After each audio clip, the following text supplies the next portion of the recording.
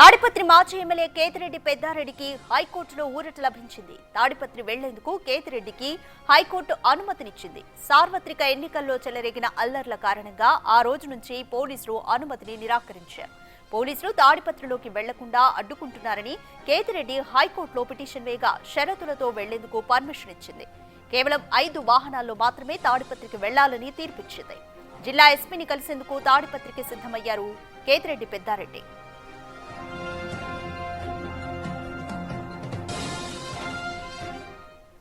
More details మా ప్రతినిధి యోగానంద్ అందిస్తారు. యోగానంద్, తాడిపత్రికి వెళ్లేందుకు కేతిరెడ్డి పెద్దారెడ్డికి కోర్టు అయితే కొన్ని షరతులతో కూడిన పర్మిషన్ అయితే ఇచ్చింది. ఎటువంటి కండిషన్స్ పెట్టింది? డీటెయిల్స్ ఏ విధంగా ఉన్నాయి?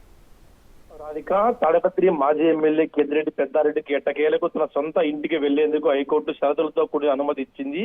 అయితే గత సార్వత్రిక ఎన్నికలు 2024 ఎన్నికలు సుమారు సంవత్సరం పాటు కూడా ఆయన సొంత ఇంటికి దూరంగా కూడా ఉండవలసి వచ్చింది. ఎందుకంటే గతంలో ఎన్నికలు జరిగిన సమయంలో భారీ ఎత్తున హింసకు పాల్పడ్డారు. తాడిపత్రిలో ఉంటూ కూడా పెద్ద ఎత్తున ఇటు జేసీ ప్రభాకర్ రెడ్డి గారి తాడిపత్రి మాజీ ఎమ్మెల్యే కేతిరెడ్డి పెద్దారెడ్డి ఇరు వర్గాల మధ్య కూడా పెద్ద ఎత్తున ఘర్షించడం జరిగింది. ఆ ఘర్షణ కారణం అంతా కూడా కేతిరెడ్డి పెద్దారెడ్డి అంటూ కూడా పోలీసులు చిట్టులు చేయాలని కూడా తేలడంతో ఆయన తాడిపత్రి వెళ్లేందుకు కూడా పోలీసులు ఆంక్షలు విధించారు. అయితే ఆ తాడిపత్రికి వెళ్తే మాత్రం ఖచ్చితంగా పోలీసు పర్మిషన్ తీసుకుని వెళ్ళాలి. అది కేవలం 1 రోజు 2 మాత్రమే వెళ్ళాలంటూ కూడా గతంలో చెప్పారు. అయితే గతంలో ఒకసారి ఆయన వెళ్లేందుకు ప్రయత్నించగా అప్పుడు కూడా భారీ ఎత్తున అల్లర్లు చెలరేగాయి. దీంతో పోలీసులు ఎట్టి పరిస్థితుల్లోనూ తాడిపత్రికి వెళ్లేందుకు అనుమతి లేదు అంటూ కూడా అడ్డుకున్నారు. ప్రస్తుతం హైకోర్టు షరతులతో కూడిన షరతులతో కూడిన ఇంటికి వెళ్లేందుకు కూడా అనుమతి ఇచ్చింది. అది కూడా కేవలం 5 వాహనాల్లోనే వెళ్ళాలి, సీదాగా వెళ్ళాలి అంటూ కూడా ఎటువంటి హంగామా లేకుండా తన ఇంటికి చేరుకోవాలంటూ కూడా హైకోర్టు తీర్పిచ్చింది.